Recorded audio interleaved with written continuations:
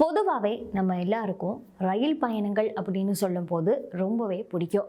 ஏன் அப்படி நான் சொல்கிறேன் அப்படின்னா, ரயில் பயணங்கள்ல போது தான் அதிகப்படியான காட்சிகளை நம்மளால் பார்த்து கொள்ள முடியும். உதாரணத்துக்கு மலைகளாக இருக்கட்டும், வயல்கள், ஆறுகள் போன்ற பல விஷயங்களை நம்மளால் பார்த்து கொள்ள முடியும்.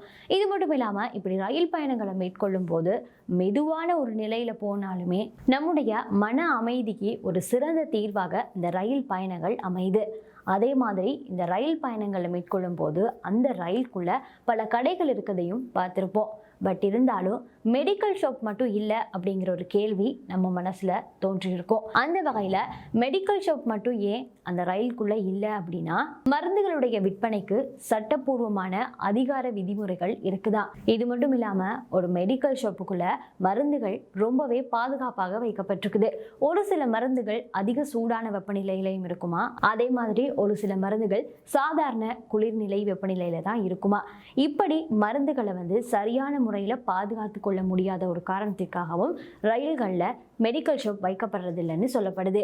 இது மட்டும் இல்லாமல் ரயிலில் பயணிக்கக்கூடிய அநேகமானவங்க தனக்கு தேவையான மருந்துகளை அவங்க வீட்டில இருந்தே எடுத்துட்டு வந்துடுவாங்களாம்.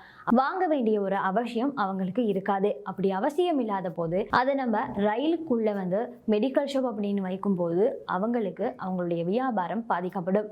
லாபம் ஈட்டுவதற்காக தான் கடை வைப்பாங்க, அதே நஷ்டம் வர்றதற்காக கடை வைக்க மாட்டாங்க. அந்த வகையில ரயில்களுக்கு உள்ள மெடிக்கல் ஷாப் வைக்கிறதுக்கு இதுவும் ஒரு காரணமாக இருக்குது.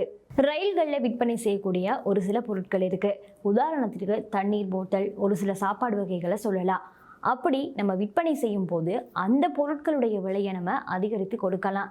ஏன் அப்படின்னா, தூரத்திலிருந்து கொண்டு வர பொருட்கள், ஸோ இதுக்கு இந்த விலை அப்படின்னு சொல்லி விற்பனை செய்யலாம். அதே மருந்துகளுக்கு நிர்ணயிக்கப்பட்ட விலைகளில் தான் விற்பனை செய்ய முடியும். அதை நம்ம எக்ஸ்ட்ராவாக காசு வாங்கி விற்பனை செய்ய இயலாது. அதனால தான் ரயில்களுக்கு உள்ள மெடிக்கல் ஷாப் வைக்கிறது இல்லை அப்படின்னு சொல்லப்படுது. இருந்தாலுமே அவசர உதவிகளுக்காக ரயில் நிலையங்களுக்குள்ள ஒரு மெடிக்கல் ஷாப் இருக்குமா, அதாவது முதலுதவி அறை அப்படிங்கிற பெயர்ல முதலுதவி செய்யக்கூடிய வைத்தியர்களை நியமித்து அப்படிதான் வைத்திருப்பாங்களே தவிர்த்து ரயிலுக்கு உள்ள மெடிக்கல் ஷாப் வைக்கப்படாததற்கான காரணம் இதுவாக தான் இருக்குதா.